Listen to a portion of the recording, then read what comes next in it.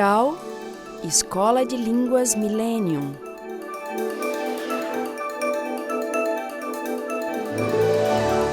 Próton Editora.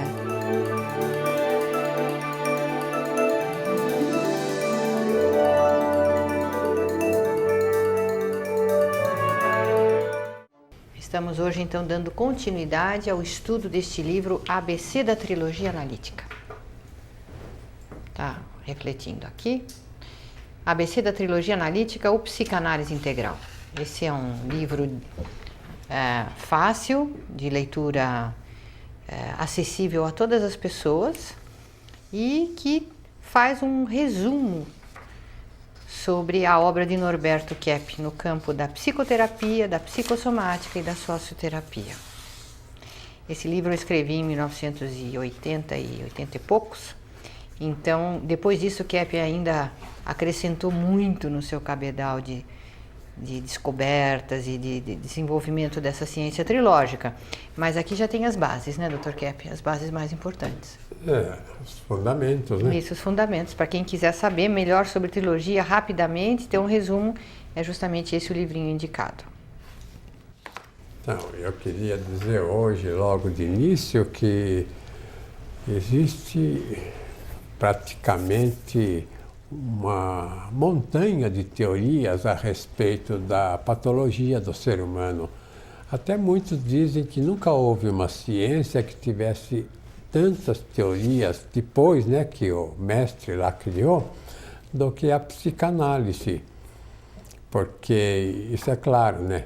Na minha opinião é que ele não acertou muito na teoria Freud. Então, cada autor que vinha, não só Jung, Adler, Viktor Frankl, Caruso, os autores também americanos, da Inglaterra, Bion, né? Aí até mesmo do Brasil, criando teorias que explicassem melhor qual seria a causa da neurose. Quer dizer, Freud abriu um campo imenso, né, de possibilidade para conhecer o ser humano naquele ideal grego de Sócrates, cognosce ipsum, né? Conheça-te a ti mesmo. Então, a cultura, a civilização começou na Grécia principalmente por causa dessa sentença, conheça-te a ti mesmo. Porque o que significa isso?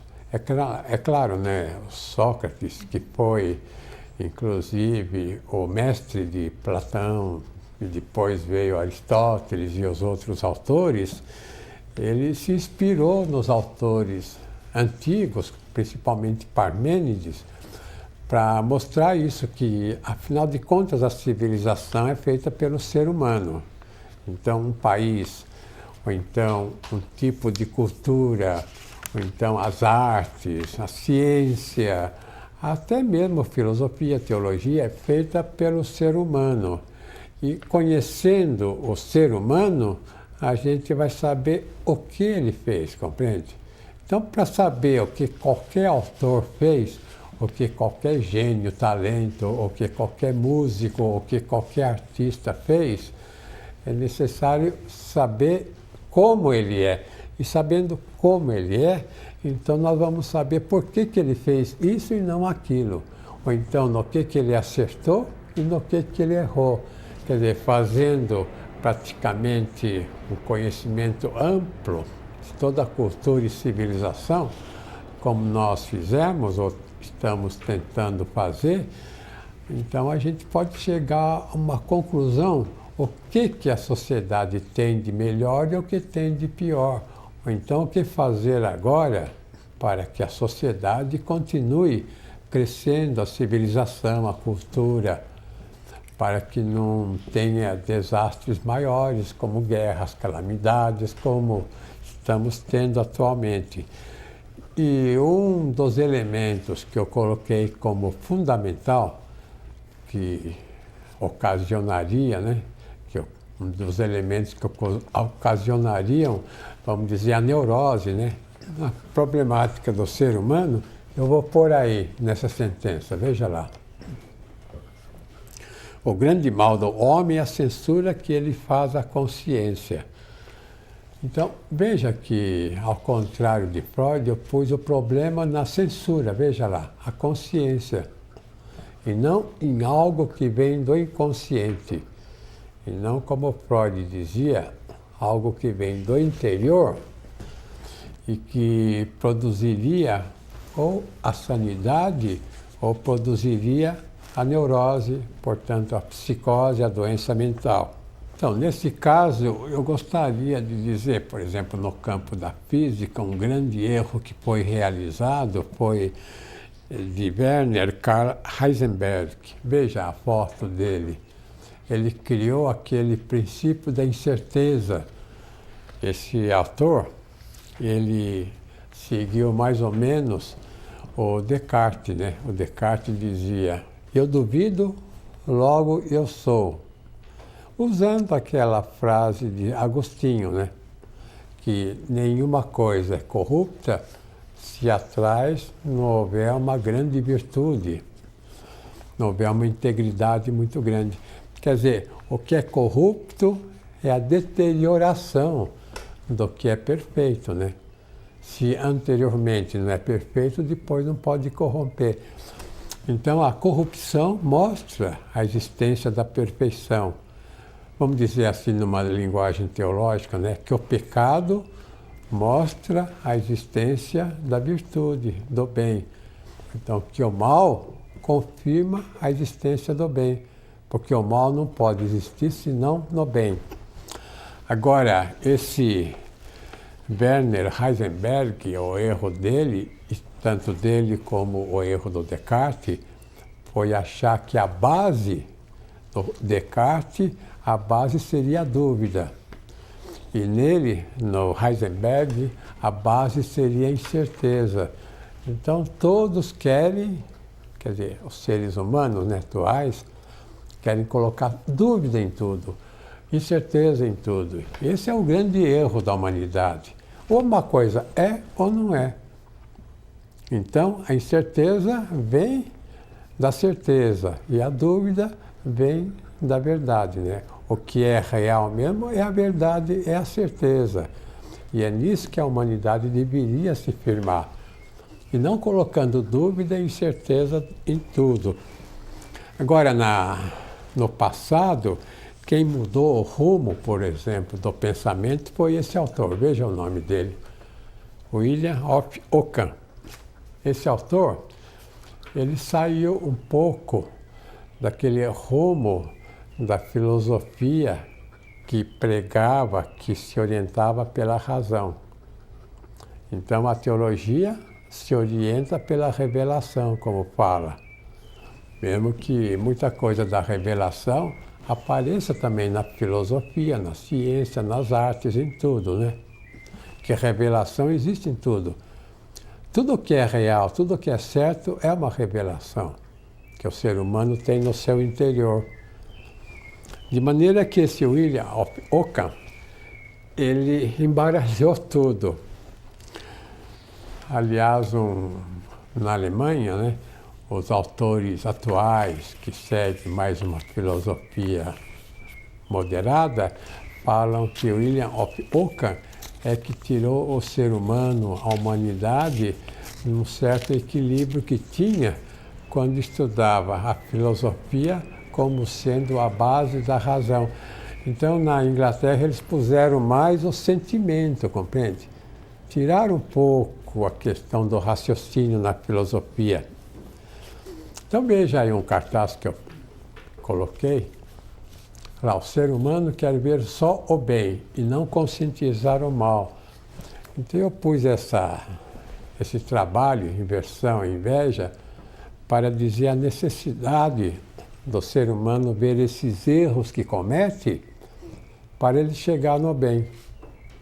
Veja em segundo lugar, o pecado original, que Basílio, né, notou no século II, é a inveja.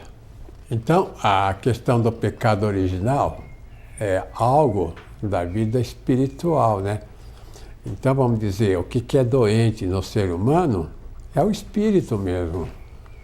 Não é os sentidos. Os sentidos, quer dizer, a vida física é uma consequência da vida espiritual. Então, o que fica doente é mais o campo do pensamento, das emoções, é o campo interno do ser humano, é o campo essencial. Veja lá, uma outra sentença. O mal é a privação ao bem. O ser humano, escolhendo o mal, ele se privou do bem. Então, eu quero dizer o quê, né? Que o mal não é algo que existe, que está aí, levando o ser humano para o mal. Mas o mal é quando o ser humano rejeita o bem que tem. Se o ser humano não rejeitasse o bem, ele estaria no bem. E veja a última sentença, que a censura é proveniente da escolha da inversão e do orgulho, né? Da soberba, da arrogância.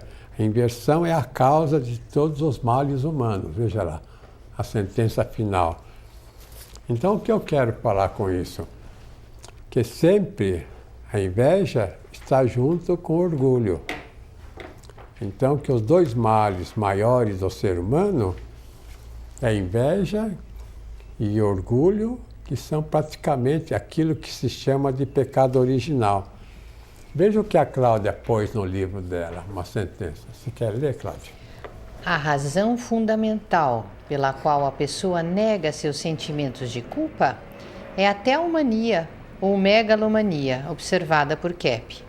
Ou seja, se o grau de idealização, teomania, que a pessoa faz de si mesma for muito grande, sua censura também será muito forte e não terá tolerância em admitir os seus erros, pois ela gostaria de se ver como um anjo, ou um Deus de preferência, que não comete enganos, nem tem más intenções, maus pensamentos e atos. Aqui dentro dessa nuvenzinha, né, esse indivíduo está caminhando para um buraco, dizendo: eu nunca errei na vida, porque tenho a cabeça no lugar e sempre sei por onde ando. A Cláudia queria falar justamente isso, né? Se a pessoa não percebe o erro que tem, ela cai naquele erro. Se ela percebe, ela evita. Então, se existe um abismo e a pessoa não vê, ela cai no abismo.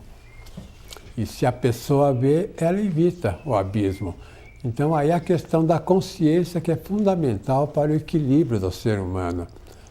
A consciência do mal e principalmente do bem que a pessoa deixou.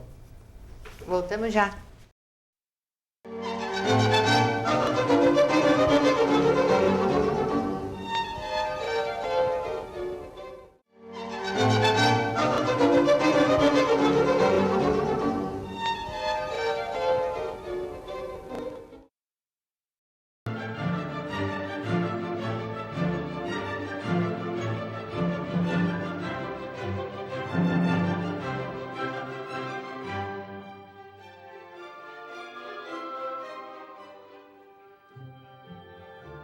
Essa questão da dialética é sempre muito difícil de explicar, mas eu acredito que o importante do método científico que Kepp usa para lidar, né? Todo método científico tem uma base filosófica, um método dialético a seguir, né?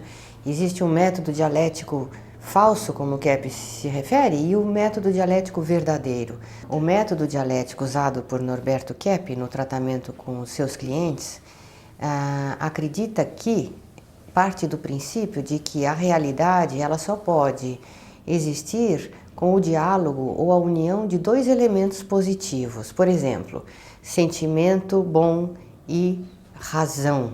Amor e razão, dando um terceiro resultado, por exemplo, que seria a consciência.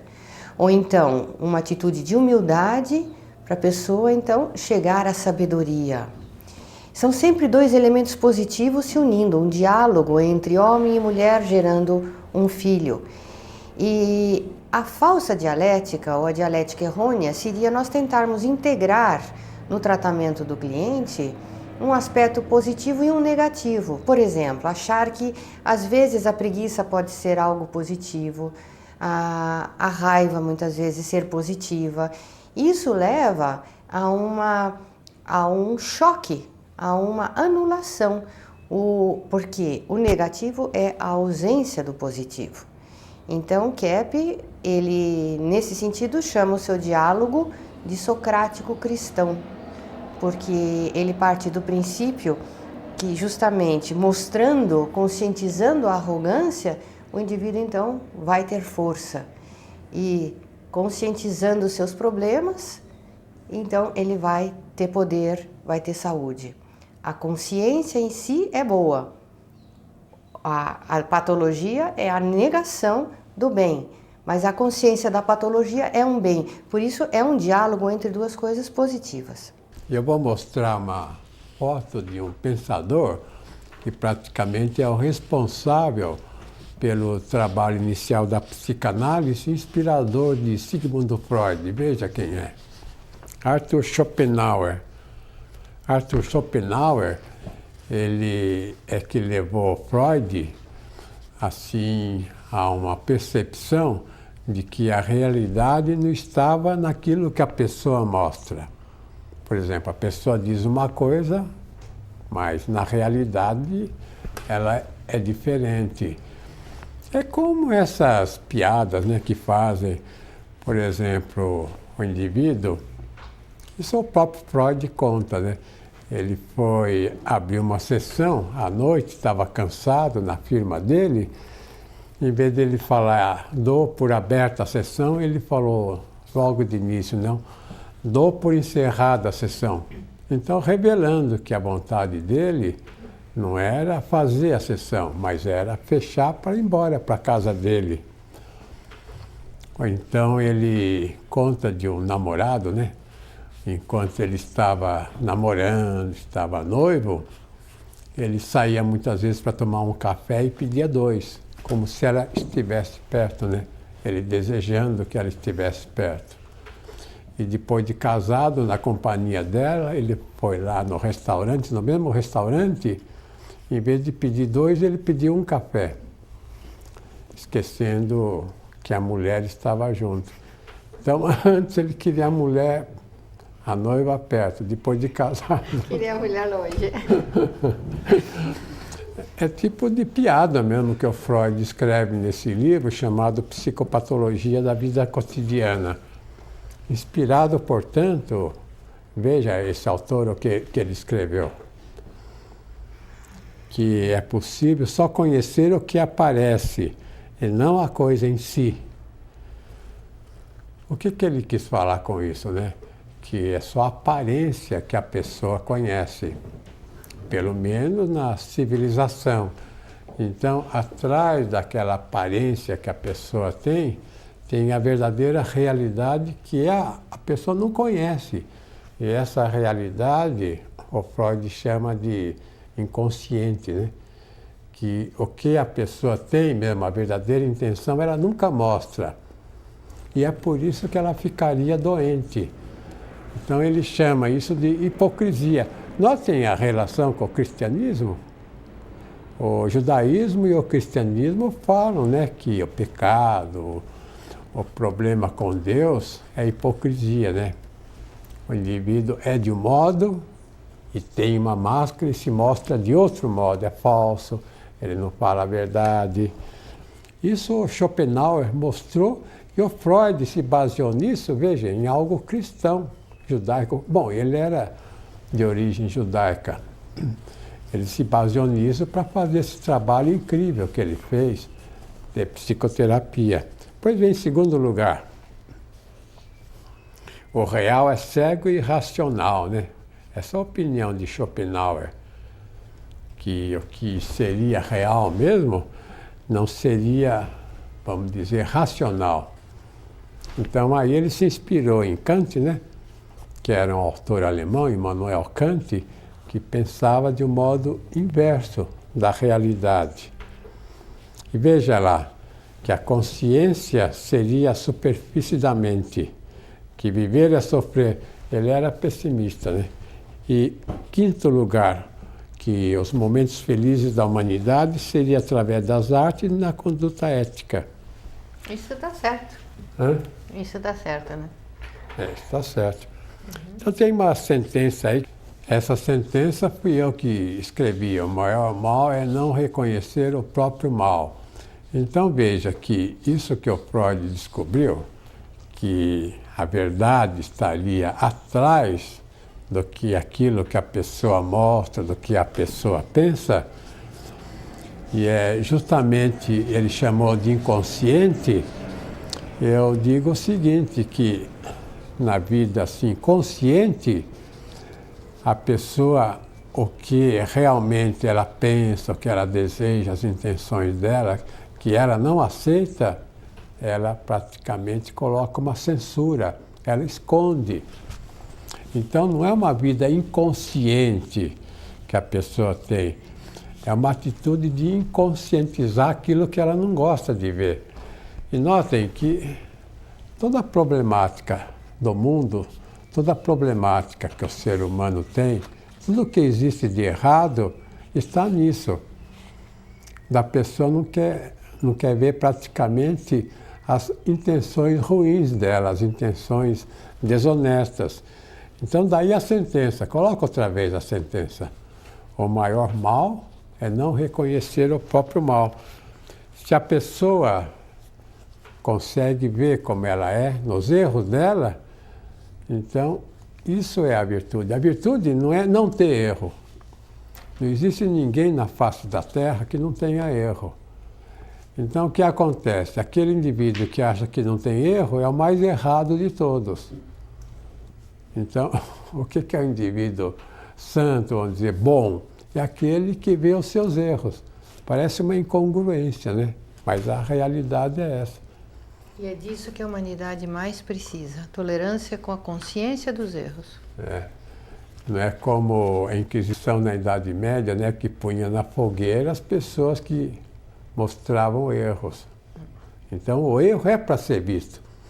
E essa contribuição Freud iniciou, né, chamando de hipócrita o indivíduo que esconde as suas intenções desonestas. Então vamos ver as perguntas agora.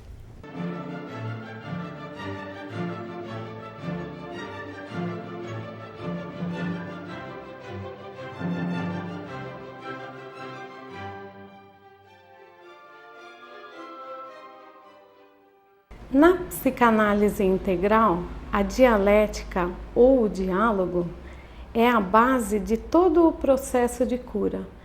Então, na odontologia psicossomática trilógica, nós utilizamos esse diálogo. Então, por exemplo, se a pessoa vem com dente cariado, nós tentamos fazer esse diálogo, mostrar que o dente ele é são e que foi a pessoa que, devido às suas atitudes invertidas, tudo, que ela chegou a ter um problema dentário. Então, o dente, a saúde bucal, ela mostra o que está se passando a nível psíquico. Então, existe essa relação.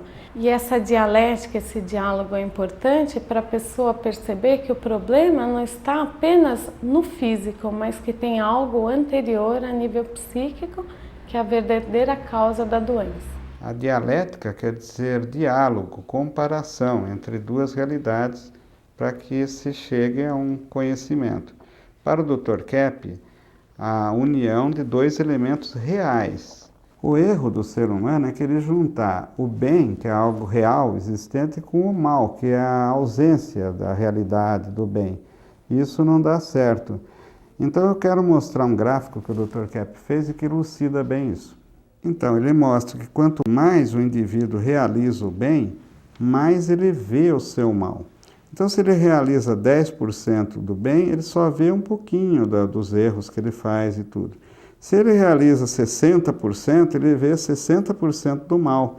Então, quanto mais a pessoa age bem, mais ela vê o mal. Por isso que a pessoa quer parar para não ver mais nada e ficar inativa para perder a consciência. Então, como vocês podem ver, a união do ato bom, que é um bem, com a consciência do mal, que também é um bem, a união desses dois bens é que é o fundamento da vida, inclusive da psicoterapia keppiana, trilógica.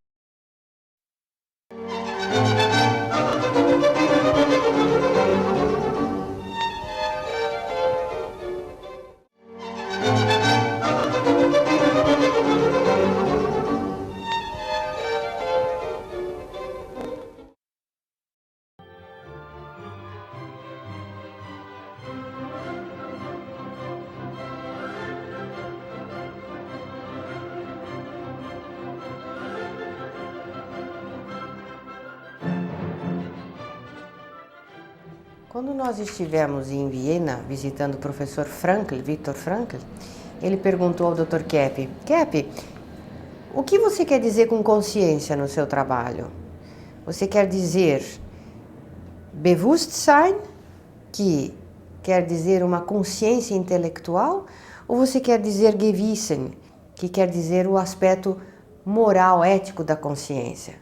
Porque em português, até um tempo atrás, consciência, geralmente, ela trazia essa conotação religiosa, moral, ética, o que a voz da consciência está dizendo.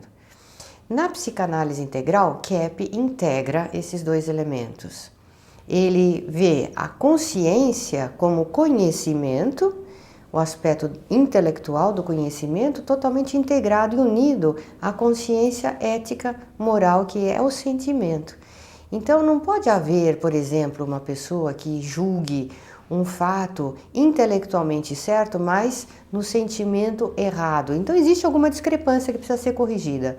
Tudo aquilo que é certo, ético e aceito pelo campo do sentimento, também será pelo conhecimento.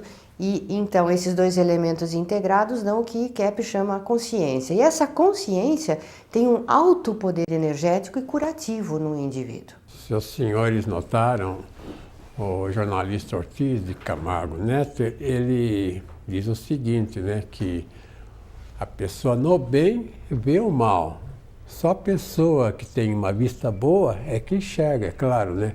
Que tem ouvido bom é que ouve. Agora, quem está no mal não vê o bem. Esse é o grande problema da psicoterapia. A pessoa que está em algo ruim, ela não enxerga o bem. Então, para o indivíduo chegar à consciência do mal, ela tem que estar no bem. É por isso que só a pessoa que consegue um certo equilíbrio, vamos dizer, quando ela está saindo daquele mal que ela está, é que ela enxerga o mal que ela esteve, compreende? Se ela está dentro do mal pesado, ela não vê o mal. Por quê? Porque o mal é cegueira. Então, quando se fala assim em vícios, né, soberba, arrogância, inveja, ira, tudo mais, quando a pessoa está nisso, ela não enxerga que ela está nisso. É por isso que a pessoa muito neurótica, principalmente psicótica, né, esquizofrênica, depressiva, paranoica, etc., a pessoa não vê como ela está. Essa é a grande dificuldade da psicoterapia. E a Cláudia falou da consciência, que em português, em latim, né, na língua latina, consciência, tanto consciência moral como conhecimento, é uma palavra só, é consciência. Em alemão, Bewusstsein seria ser consciente. E Gewissen é ter consciência da vida moral. São duas palavras. Mas na língua latina diz melhor, porque consciência não é só na questão moral, na questão também, vamos dizer, de conhecimento. Então, a consciência, como aí o diretor aqui está falando, Ivair, ele dizia que a consciência pode ser chamada a voz de Deus, né, no interior. E é exatamente isso. Aliás, tudo que o ser humano tem no interior dele, pela intuição, ele tem ciência infusa. Isso vem direto do Criador, né? Através daquilo que o Tesla chamou de energia escalar, que sustenta o ser humano no espaço, os planetas, as galáxias. De maneira que o ser humano, ele, de uma certa forma, entre aspas, né, ele é um ser divino também, porque ele tem muita coisa do ser divino. Ou então ele é um ser divinizado, vamos dizer, na sua origem. E quanto mais ele sobe, mais ele enxerga lá embaixo. Por isso, Dr. Kepp, que consciência na nossa língua também tem uma conotação de lucidez. A pessoa está lúcida, está consciente, dando essa ideia de luz, né? Consciência é a luz interior, é a energia divina no interior mesmo, iluminando o que é a realidade. Então, por esse motivo que o conhecimento, tudo que a pessoa tem no interior dela, é algo como uma luz interna. como esse James Watson viu, né? Na espiral chamada do DNA. DNA é o ácido desoxirribonucleico, né? Que faz a base do átomo. Ele com o Crick, eles descobriram, né? Essa escala, onde são duas forças, uma funcionando ao contrário da outra, é que produz o átomo. Então são duas energias, né? A energia ativa e a energia, vamos dizer, repulsiva. Uma que atrai, outra que empurra.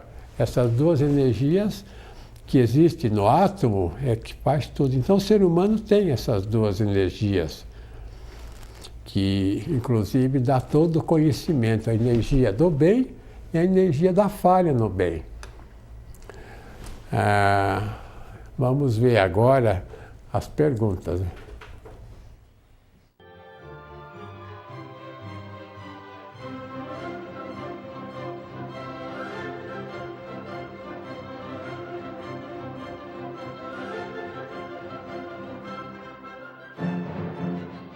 Então, Dr. Kepp chama o seu trabalho de trilogia, porque ele trabalha com a união do sentimento de amor, que é o primeiro elemento, que é a ética, unindo ao pensamento, que é o segundo elemento, resultando na consciência, que seria o terceiro elemento. Então, é importante essa questão da consciência. Eu vou citar um caso de uma cliente, então ela veio com dores assim nas articulações, que ela estava muito tensa. E aí eu perguntei o que estava acontecendo e ela falou que surgiram assim vários problemas familiares, problemas no seu trabalho, problemas de relacionamento, na faculdade. E ela falou, são pequenos problemas, mas me deixam muito nervosa. Então eu expliquei para ela que não são os problemas que estavam deixando ela nervosa, mas a atitude dela de rejeitar a consciência desses problemas, a atitude de não querer lidar com nenhum problema. Então a doutora Cláudia escreve neste livro que consciência é estar com a ciência, ou seja, estar ciente da realidade, estar conhecedor da realidade. E que realidade é essa que ela se refere? Toda a realidade.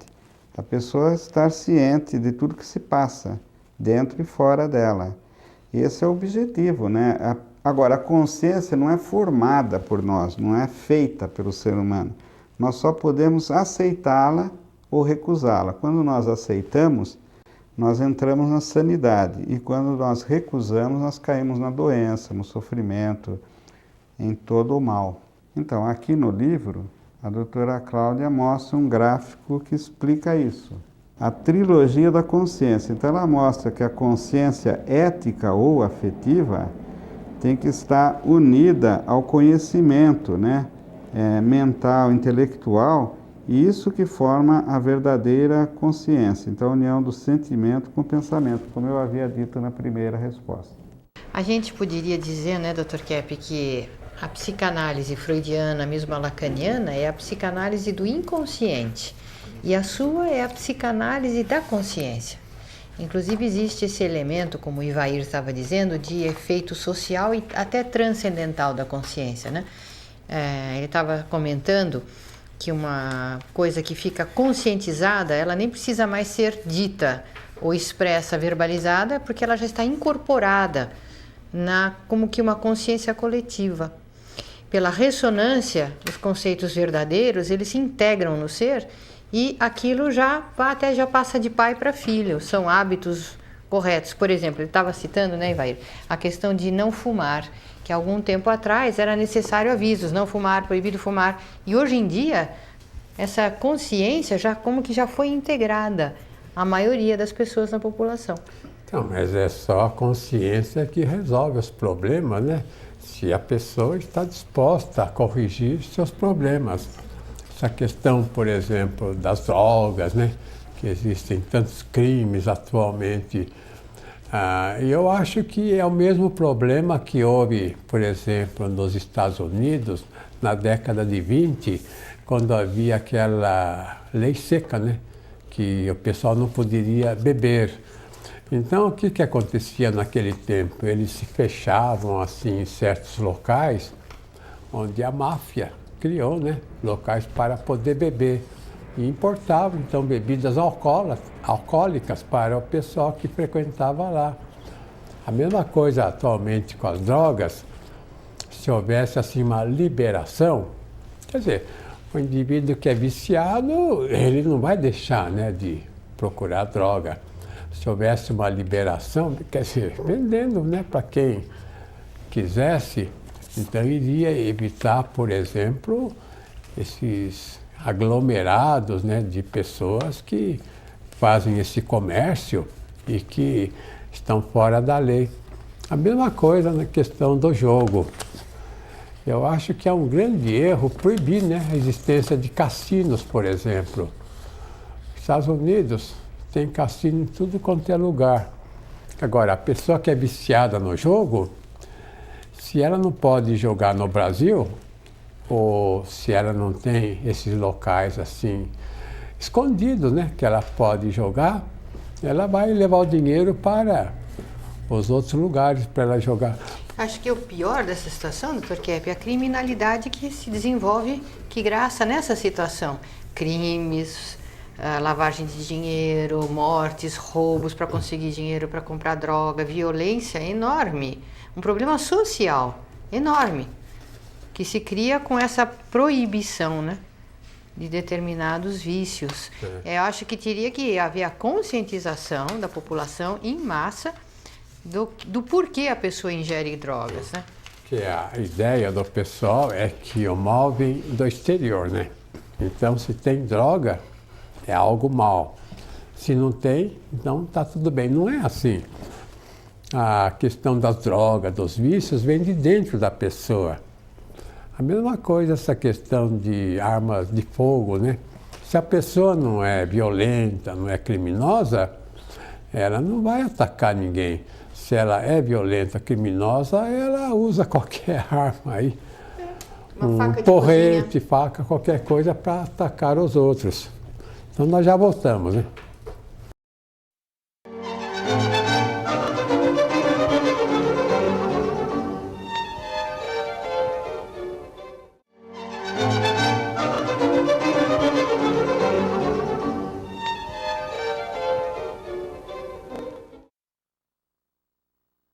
Contador na cidade onde morava. Passava a maior parte do tempo lendo jornal. Roberto se julgava muito produtivo, mas ao final do dia o trabalho se acumulava sobre sua mesa.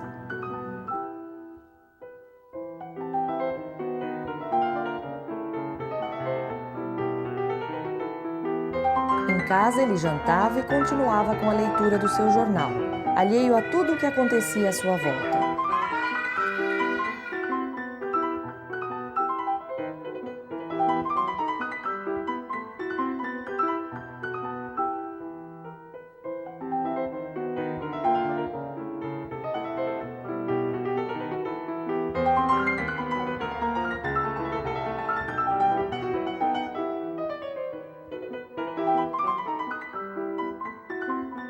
Depois de algum tempo de análise, sua percepção aumentou.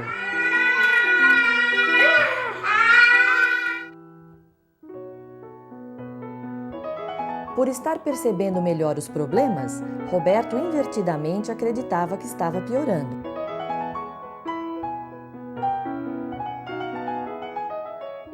Roberto percebeu que é preciso ver os erros para tornar sua vida melhor. Então, os senhores viram aí uma espécie de charge, né, sobre o que seria a psicoterapia e a finalidade. Então, o rapaz lá que fez o trabalho, o artista, mostrava no início que ele não tinha a menor ideia dos motivos da dor de cabeça dele, né, do mal-estar. Depois, quando ele foi fazer análise, notou que o ambiente da família não era assim tão bom como ele imaginava e que ele também era preguiçoso, né? Não trabalhava direito. E quando ele tomou consciência, então a dor de cabeça passou Mas e ele se sentiu melhor. Mas os problemas começaram de acordo com a ideia dele, porque a pessoa que faz análise ou que se conscientiza, ela acha que ela vendo os problemas, ela passa a ter problemas. Então, como assim? Eu vou fazer análise e aí vejo que a minha mulher não é a doce esposa que eu pensava, que meus filhos são diabinhos, eu sou improdutivo, então e agora? Se aceita essa consciência, então sara dos sintomas, sara das doenças e pode corrigir os problemas. Esse é o preço. É o preço que a pessoa paga para ter sanidade e equilíbrio. E sara também, né? A situação em casa, né? A situação no trabalho, né? Isso. Vamos ver agora a Cláudia falando.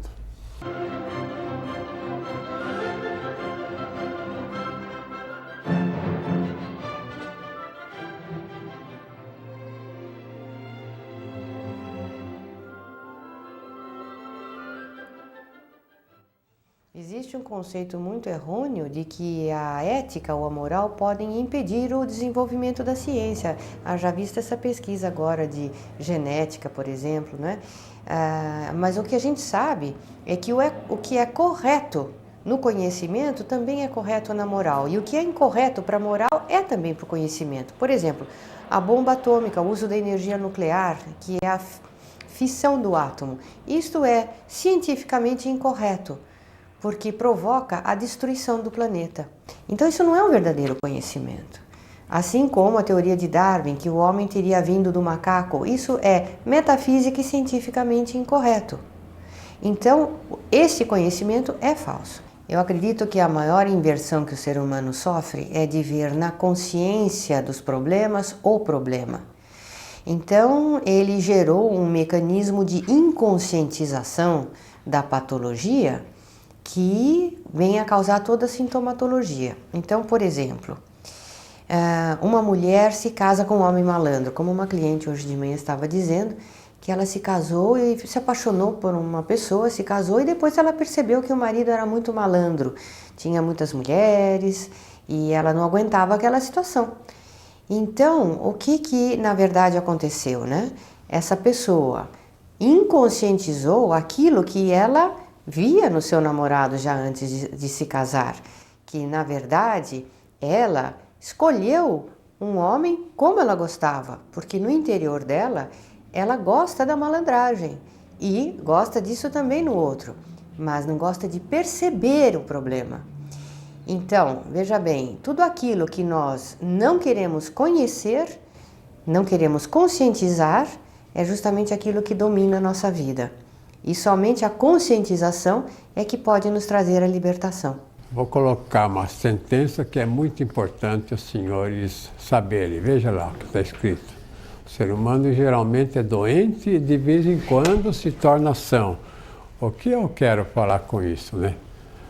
A ideia em geral que a humanidade tem, e tem erroneamente, é que o ser humano é são.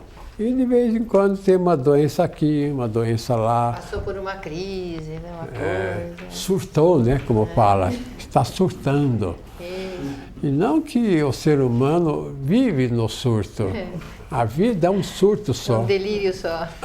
É verdade. A vida no tempo e no espaço é um delírio total. Eu tenho até um livro que fala Terra, planeta ilusório, né? Uma coisa assim, mostrando que o próprio tempo e espaço em si já é algo fora do normal, algo fora portanto, da sanidade. E de maneira que o que eu quero falar é isso, que o ser humano é um ser doente. De vez em quando ele tem uma inspiração, ele tendo lá um traço, uma iluminação, ele tem uma atitude boa. Mas, em geral, ele é totalmente doente. Então, a Terra, a gente pode dizer, o nosso globo aqui, nós vivemos num grande, assim, manicômio. Nós vivemos num manicômio judiciário, né? Porque tem doentes e tem criminosos, as pencas, né? Então, veja o nosso trabalho trilógico, como foi formado. Veja lá no cartaz. Foi em 77, né, que eu descobri a inversão, que o ser humano está assim, vamos dizer, andando assim nos pés e a cabeça para cima. Ele está upside down, como fala o inglês, assim, ao contrário. Ele está andando com as mãos no chão e as pernas para o alto, vamos dizer, numa imagem figurativa. E veja em seguida o que eu escrevi, que essa descoberta da inversão é baseada na inveja que Freud, Melanie Klein e Bion eles desenvolveram, né? Melanie Klein era austríaca e foi para a Inglaterra no final da vida. E Bion era um psicanalista famoso inglês. E veja, em terceiro lugar, nós substituímos o inconsciente freudiano pela inconscientização. Então, o que torna o ser humano, vamos dizer, doente é quando ele não quer ver aquilo que ele deve ver. Então, ele comete muitos erros na vida e vai tentando esquecer, tirar da memória. E é isso que torna doente. Se ele não tirasse da memória, não tivesse tanta censura em ver como ele não ficaria doente. Veja, depois, em quarto lugar, é o processo inverso da medicina, né? Não tirar o sintoma da doença. Tem angústia, não é para tirar a angústia. A pessoa tem angústia para ver por que é que ela tem angústia, o que está atrás da angústia. Vendo, ela recupera a sanidade, o equilíbrio. E depois, veja lá, a ciência é filha da filosofia e da teologia, né? Neta da teologia. Em sexto lugar, sem consciência da psicopatologia, não é possível chegar à verdade. Pois eu escrevi que a trilogia é uma ciência universal, que tenta, pelo menos, abranger tudo.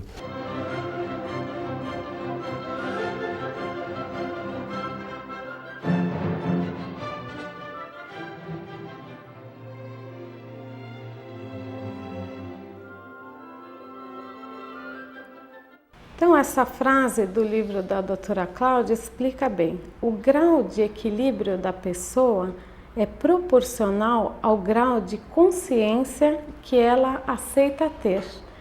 Eu tenho o exemplo de uma cliente que parou de fumar e as gengivas começaram a sangrar. Então ela falou, agora que parei de fumar, as minhas gengivas pioraram.